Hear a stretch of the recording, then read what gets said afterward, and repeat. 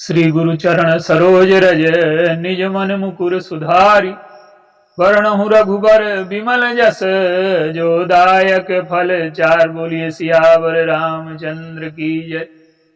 श्री राम मैं सब जग जानी करऊं प्रणाम जोर जुग पानी। आइए हमारे जीवन में विचार का, भावना का, क्रिया का क्या महत्व है और इनका जीवन में सामंजस्य कैसे हो। और जिसके जीवन में भी इनका सामंजस्य नहीं हो पाता उसका जीवन तनाव से, दुख से, पीड़ा से, ग्लानि से, पश्चाताप से, उदासी से भर जाता है। जीवन में तीनों का महत्व है। पहले ज्ञान और कर्म को देखते हैं। हमें कहीं जाना है तो पैदल चल करके जाएंगे तो पैरों को कर्म करना है, तो कर्म तो पैर करेंगे पर आंख रास्ता दिखाएगी। तो आंख है ज्ञान, पैर है कर्म। तो कितनी दूर जाना है लक्ष्य का निश्चय विचार से होगा और चलने में जो उत्साह है वो भावना से होगा। तो बिना ज्ञान के, बिना कर्म के, बिना भावना के तीनों का समन्वय हुए हम लक्ष्य तक नहीं पहुंच सकते। तो जो हमारे जीवन का लक्ष्य है वो कहीं पहुंचना है, किसी उद्देश्य की प्राप्ति है। और जब हम कहीं भी पहुंचना चाहेंगे तो इन तीनों का प्रयोग हमें करना पड़ेगा। आप देखिए, किसी भी ऊंचे लक्ष्य की प्राप्ति के लिए पहले तो आपको ज्ञान होना चाहिए कि लक्ष्य तक पहुंचने के साधन क्या हैं, कैसे पहुंचा जा सकता है। और इसके बाद साधनों का निश्चय होने के बाद भी आपको अपनी भावनाओं पर नियंत्रण रखना पड़ेगा। इधर उधर जो भावनाएं हमारी जा रही हैं उनको भी रोकना पड़ेगा। और इसके बाद क्रिया का महत्व है, कितना श्रम करते हैं।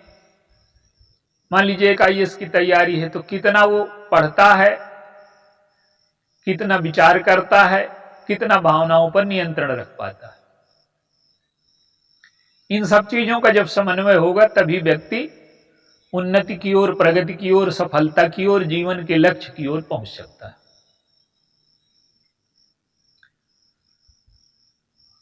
भगवान राम के जन्म के पहले जो यज्ञ किया दशरथ जी ने,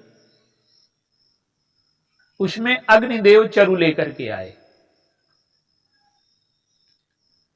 जब वो चरु लेकर के आए तो ये प्रक्रिया क्या है, इसमें तीनों का समन्वय है। यज्ञ क्या है? यज्ञ है मनुष्य और प्रकृति के बीच में समन्वय। सृष्टि का कोई एक ऐसा कार्य नहीं है जो हम अकेले कर सकते हैं। उसमें प्रकृति का सहयोग, समाज का सहयोग, परिवार का सहयोग और स्वयं का पुरुषार्थ, विवेक और भावना मिलकर के हमें कहीं लक्ष्य तक पहुंचाते हैं। तो यज्ञ का मूल तत्व यह है कि जिनसे हमने लिया है उनको आदर पूर्वक दें। अब आप कोई भी ऐसा कार्य नहीं है जो अकेले कर सकते हो। मान लीजिए एक गेहूं का दाना पैदा होता है तो उसमें सूर्य की ऊष्मा लगी है, पृथ्वी की पोषक शक्ति लगी है, जल के बिना वो अंकुरित नहीं हो सकता, वायु के बिना वो सांस नहीं ले सकता, हमें लगता है कि किसान का पुरुषार्थ है, जुताई हमारी है, खेत की तैयारी हमारी है, सिंचाई हमारी है, लेकिन ये सब मिलकर के एक गेहूं का दाना जो तैयार होता है, इसमें इतने लोगों का योगदान है। तो जो हम लेते हैं प्रकृति से, उसे देना। दशरथ जी ने यज्ञ किया, कामना है उनको, उन्हें पुत्र चाहिए। निष्काम यज्ञ भी होते हैं, सकाम यज्ञ भी होते हैं। दशरथ जी का यज्ञ जो है वो सकाम यज्ञ। गोस्वामी जी लिखते हैं कि भगति सहित मुनि आहुति दीन है, अप्रगटे अगिन चरु कर लीन है। यज्ञ में विधि की प्रधानता रहती है, विचार की, भावना की और क्रिया की। यज्ञ में भी तीनों है। तो अग्निदेव को जिस रूप में आहुति दी गई वो तो राख हो गई। देखिए, हमें लगता है कि हम जो अन्न अपने घर में रख लेंगे वो सुरक्षित है, और जो बाहर खेत में डाल आए वो खेत में चला गया। लेकिन वास्तविकता क्या है कि घर में भी रखना जरूरी है और खेत में भी बोना जरूरी है। खेत में अगर हम बोएंगे नहीं तो भविष्य के लिए अन्न कहां से मिलेगा। तो लेना मनुष्य की आवश्यकता है, तो देना भी आवश्यकता है। अगर वो सब अन्न घर में रख ले तो फिर भविष्य के लिए अन्न कहां से मिलेगा उसे। तो लेन देन में जब पवित्रता आ जाए और पवित्रता भरना आ जाए, लेन देन में मिठास आ जाए, भावना कि जिस भाव से हमने लिया है उसी भाव से उन्हें लौटा देंगे। तो अग्निदेव आए, तो जिस रूप में अग्निदेव को दिया गया उस रूप में उन्होंने लौटाया नहीं। वो खीर के रूप में पायस लेकर के आ गए। पायस में दूध है, चावल है, शक्कर है। तो देवता के आशीर्वाद की मिठास है उसमें, दूध की सात्विकता है, चावल की सात्विकता है। वो पायस लेकर के आए और दशरथ जी से कहते हैं कि यह अभी बांट देहु तुम जाई, जथा जोग यही भाग बनाई। इस हबी को आप बांट दो और बराबरी का बंटवारा न करना। समाज में समानता के बड़े गीत गाए जाते हैं। अगर वितरण निष्पक्ष हो तो बराबरी से हो भी नहीं सकता। आप समान वितरण नहीं कर सकते। आप इतना तो कर सकते हैं कि किसी को निमंत्रण में बुला लें और एक जैसा भोजन बना दें, लेकिन आप क्या करेंगे? भोजन तो एक जैसा है, पर उस भोजन में आप ये नियम बना सकते हैं क्या कि सबको बराबर देंगे? अगर आप सबको बराबर भोजन देंगे तो कुछ भूखे रह जाएंगे और कुछ पेट भरने की वजह से अजीर्ण हो जाएगा। तो समता का जो सिद्धांत है वो भी उपयोगी है, और विषमता भी जीवन में अगर न्यायपूर्वक है तो उसकी भी आवश्यकता है। कोई भी समाज, कोई भी देश, कोई भी राष्ट्र समता और विषमता को मिलाकर के ही चलता है। आप देखिए, कुछ लोग कार्यालयों में एसी में बैठ करके काम करते हैं और वहीं सैनिक बर्फ की चोटियों में 9 महीने 10 महीने रहता है। अब दोनों अगर समता की बात, सैनिक भी समता की बात करने लगे तो व्यवहारिक नहीं हो सकता है। तो कुछ ना कुछ विषमताएं स्वीकार करनी पड़ती हैं मनुष्य को, लेकिन वो विषमता के मूल में समता हो। अब आप देखिए, दशरथ जी को जब चरु दिया गया, अग्निदेव को आशंका है कि ऐसा ना हो कि ये वचनबद्ध हैं तो केवल कैकेयी जी को दे दें। तो उन्होंने कहा कि जथा जोग यही भाग बनाई। अब आप देखिए,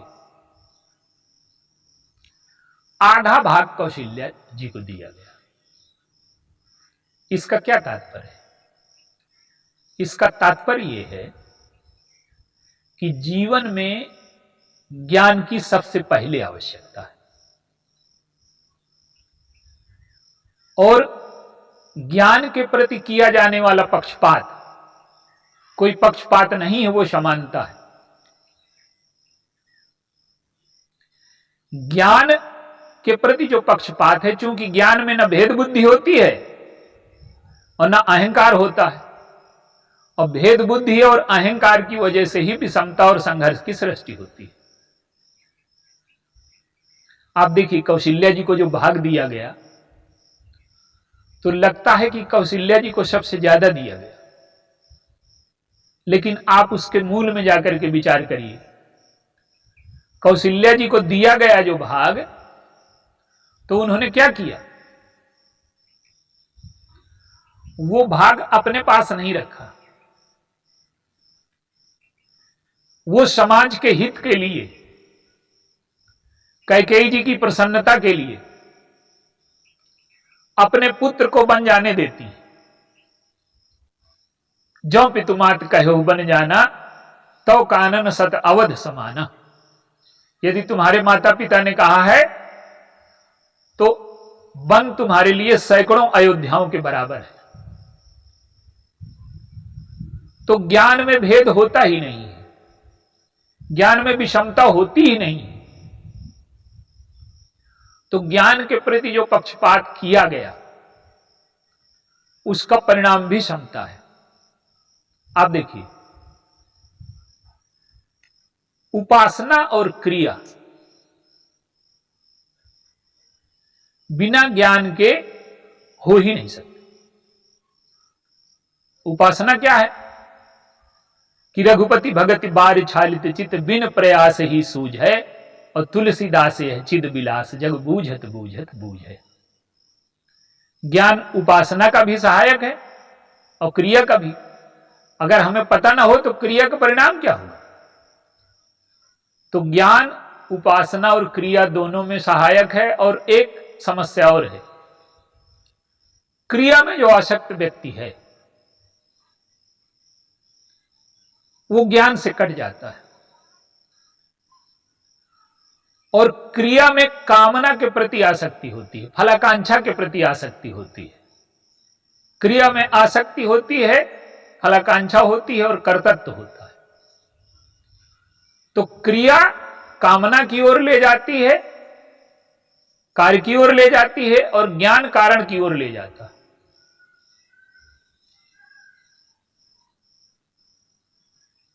तो अगर ज्ञान और क्रिया को बराबर महत्व दिया जाए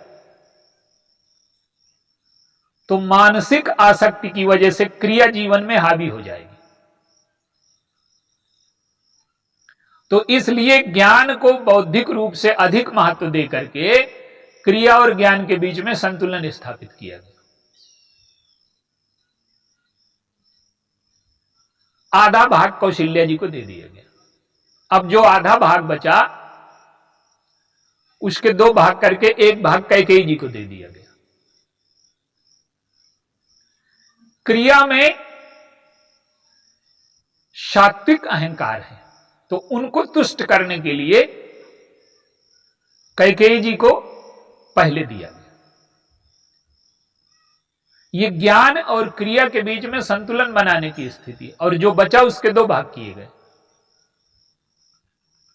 कौशल्या के कई हाथी धरे, दीन सुमित्र ही मन प्रसन्न करे। एक भाग कौशल्या जी के हाथ में, एक कैकेयी जी के हाथ में, और सुमित्रा जी को दिया गया। तो क्रिया महत्व चाहती है, ज्ञान में क्षमता है, पर उपासना की शोभा पीछे रहने में है। जैसे हनुमान जी हैं, हनुमान जी पाछे पवन तनय सिरुनावा। तो संसार में पीछे रहने से लोग घाटे में रह जाते हैं, लेकिन उपासना में पीछे रहने से लोग लाभ में आ जाते हैं। सुमित्रा अम्बा उपासना है। सुमित्रा का अर्थ क्या है? जो सारे संसार के प्रति मित्रता की भावना से भरी हुई हैं।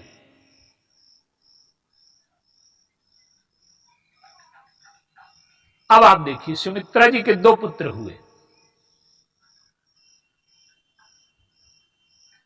और उन्होंने, लगता है कि 2 पुत्र हुए, लेकिन जिनसे पाया था उन्हीं को लौटा दिया। इसका तात्पर्य क्या है कि ज्ञान की रक्षा के लिए वैराग्य और धर्म की रक्षा के लिए अकर्तृत्व। वैराग्य अगर ज्ञान के साथ न होगा तो ज्ञान कभी जीवन में सफल नहीं हो सकता। जनकपुर में कहा गया कि नृप सब भय जोग उपहासी, जैसे बिनु विराग सन्यासी। देखिए, वैरागी अगर कपड़े पहन ले और जीवन में विषयों से वैराग्य ना हो तो क्या होगा? तो ज्ञान की रक्षा बिना वैराग्य के नहीं हो सकती। मान लीजिए, हम सिगरेट पीने की हानियां जानते हैं, ये तो ज्ञान है, लेकिन अगर सिगरेट से वैराग्य नहीं है और जानते हुए भी हम पीते हैं तो हानि हमें उतनी होगी जितनी न जानने वाले को होगी। तो जानना जीवन में पर्याप्त नहीं है। जानने के साथ जो ग्रहण करने योग्य है उसे लेना है, जो छोड़ने योग्य है वो छोड़ देना। तो ज्ञान का अर्थ है कि ये हमारे लिए उचित है, ये अनुचित है। तो उचित को पकड़ लेना, अनुचित को छोड़ देना, ये वैराग्य है। और ये जानना कि ये उचित है, ये अनुचित है, ये ज्ञान है। तो लक्ष्मण जी इसीलिए भगवान राम के साथ हैं।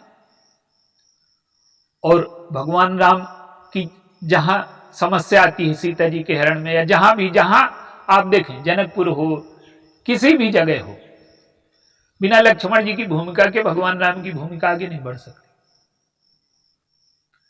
तो ज्ञान की रक्षा के लिए वैराग्य और धर्म की रक्षा के लिए अकर्तृत्व।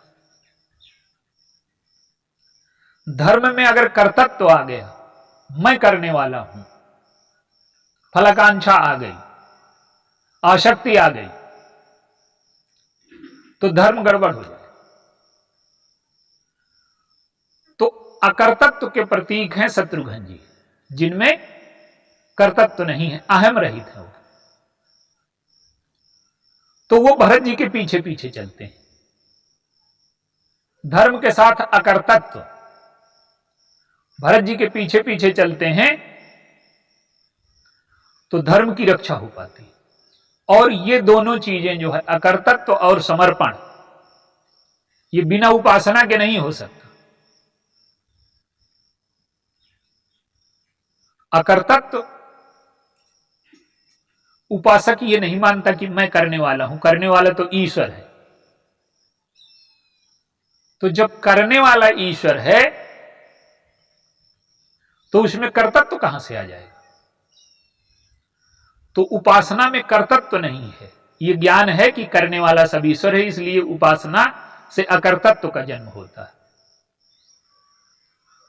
और जब ईश्वर से अनुराग हो जाता है, उपासना तो ईश्वर के अनुराग के लिए है ना, तो जब ईश्वर से अनुराग हो जाएगा तो संसार से अपने आप वैराग्य हो जाएगा। तो वैराग्य और अकर्तृत्व, ये सुमित्रा जी के पुत्र हैं और ये धर्म और ज्ञान की रक्षा के लिए आवश्यक है। अब आप देखिए, कैकेयी और कौशल्या जी के बीच में जीवन में कोई जटिलता नहीं, लेकिन मंथरा ने जटिलता पैदा कर दी। क्रिया के साथ कर्तृत्व, फलाकांक्षा, आसक्ति। देखिए, कैकेयी जी की निंदा और प्रशंसा दोनों होती। तो कैकेयी जी माने क्रिया, अगर कैकेयराज से जुड़ गए माने कर्तृत्व से जुड़ गए, कैकेयराज कर्तृत्व है, मंथरा लोभ है, मंथरा कुटिलता है। तो क्रिया अगर लोभ से जुड़ गई, कर्तृत्व से जुड़ गई, आसक्ति से जुड़ गई, फलाकांक्षा से जुड़ गई, तो समस्याएं खड़ी हो जाएंगी। तो मंथरा कौन है? मंथरा सबसे पहले भेद बुद्धि की सृष्टि करती है, और ज्ञान में भेद होता नहीं। तो कौशल्या जी का और कैकेयी जी का जो विरोध है वो क्या है? कौशल्या जी की ओर से विरोध नहीं, कैकेयी जी को मंथरा ने भड़का दिया, तो कैकेयी जी ने माना कि हां इनका पुत्र राजा बन जाएगा तो हमें समस्या होगी। वो व्यर्थ है, लेकिन भड़का तो दिया। तो क्रिया जिस चीज से जुड़ेगी, दशरथ जी की पत्नी है तो श्रेष्ठ है, कैकेयी राज की पुत्री हैं, कर्तव्य से जुड़ी हैं तो कुछ न कुछ समस्याएं, और अगर मंथरा से जुड़ गई तो अयोध्या में अनर्थ हो गया।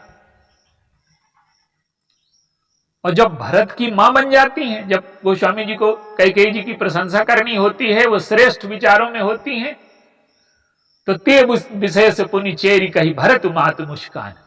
और जब उन्हें निंदा करनी होती है तो कैकेयी नंदन मंद मति कठिन कुटिन पद कीन, अजय रघुनंदन जानकी सुख अवसर दुख दीन।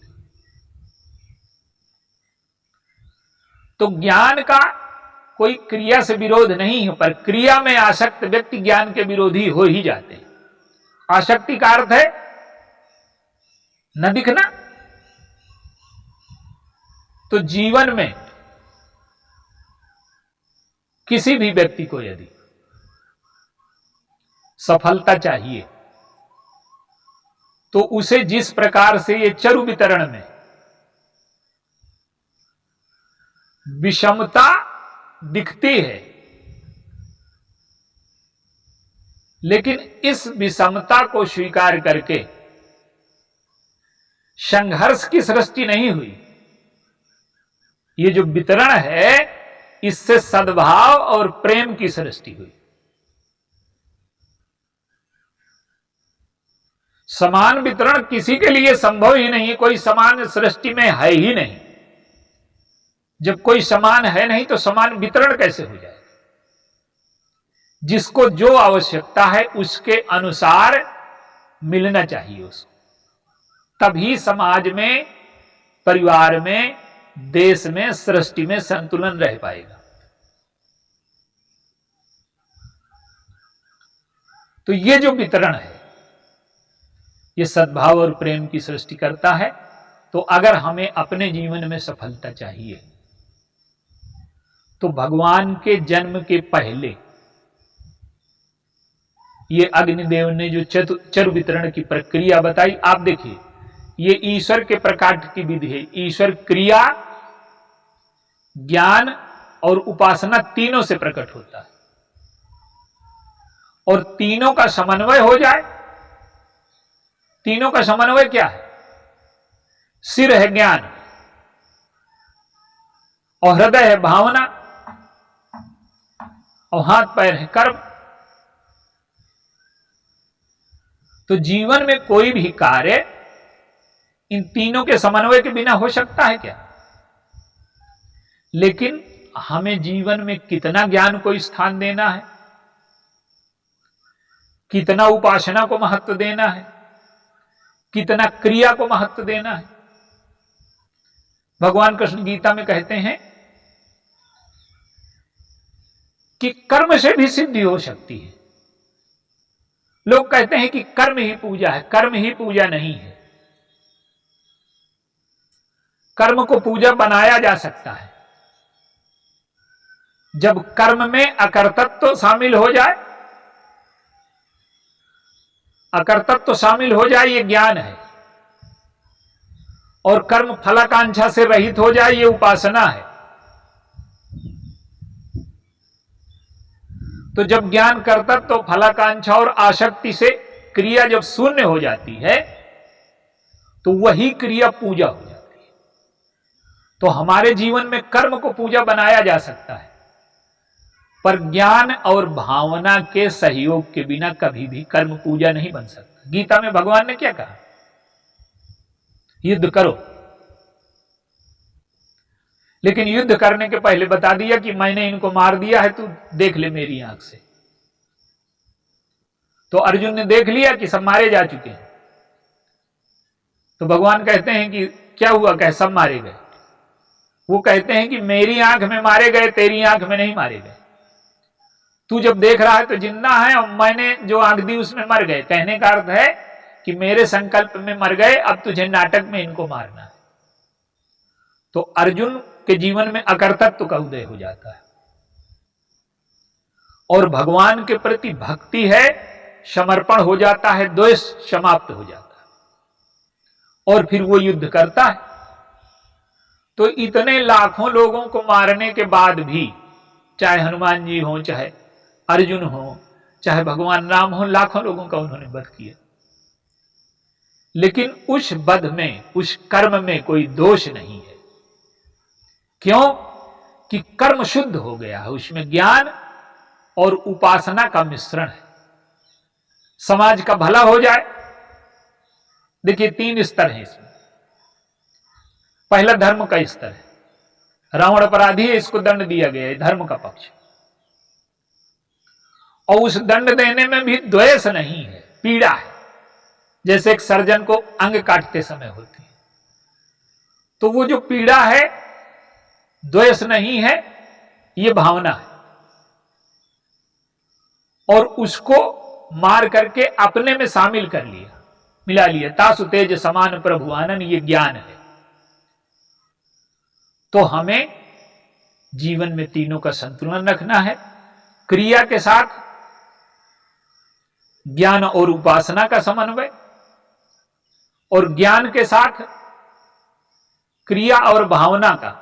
ज्ञान है पर अगर क्रिया नहीं है, भावना नहीं है, तो ज्ञान का परिणाम क्या होगा? अगर भावना है तो भावना के साथ ज्ञान और क्रिया का समन्वय। हमें आपसे प्रेम है, ये भावना है, लेकिन हम आपकी सेवा करें, ये भावना है, लेकिन सेवा अगर क्रिया के रूप में न करें तो वो सेवा का कोई अर्थ नहीं रहा, उस भावना के क्या अर्थ रहा? तो भावना भी साकार होगी क्रिया के माध्यम से, और ज्ञान भी साकार होगा क्रिया के माध्यम से। तो क्रिया के बिना ज्ञान और भावना अधूरे हैं, और भावना के बिना ज्ञान और क्रिया अधूरी। क्यों? भावना से अंतःकरण स्वच्छ होता है। जब अंतःकरण स्वच्छ होता है तो धीरे धीरे ये सृष्टि क्या है? रघुपति भगत बारि छालित चित, बिन प्रयास ही सूझ है, और तुलसीदास यह चिद विलास, जग बूझत बूझत बूझ है। तो अंतःकरण की स्वच्छता उपासना पर निर्भर है, और धर्म क्रिया पर निर्भर है। तो तीनों एक दूसरे के बिना अधूरे हैं। ज्ञान उपासना और क्रिया के बिना अधूरा है, क्रिया उपासना और ज्ञान के बिना अधूरी है, और उपासना। तो ये तीनों का जब हमारे जीवन में समन्वय हो जाता है तो ईश्वर हमारे जीवन में प्रकट हो जाता है, हमारे जीवन को पूर्णता मिल जाती है, और हमारे जीवन में जितनी भी समस्याएं हैं इनके असंतुलन की वजह से हैं। तो अगर हम इस संदर्भ को ध्यान में रख करके अपने जीवन में ज्ञान, क्रिया और उपासना का संतुलन बनाना सीख जाएं तो हमारे जीवन श्रेष्ठ हो सकता है, धन्य हो सकता है, ईश्वर की प्राप्ति हो सकती है, भक्ति की प्राप्ति हो सकती है, धर्म के मार्ग पर चल सकते हैं, मुक्ति पा सकते हैं। बोलिए सियावर राम।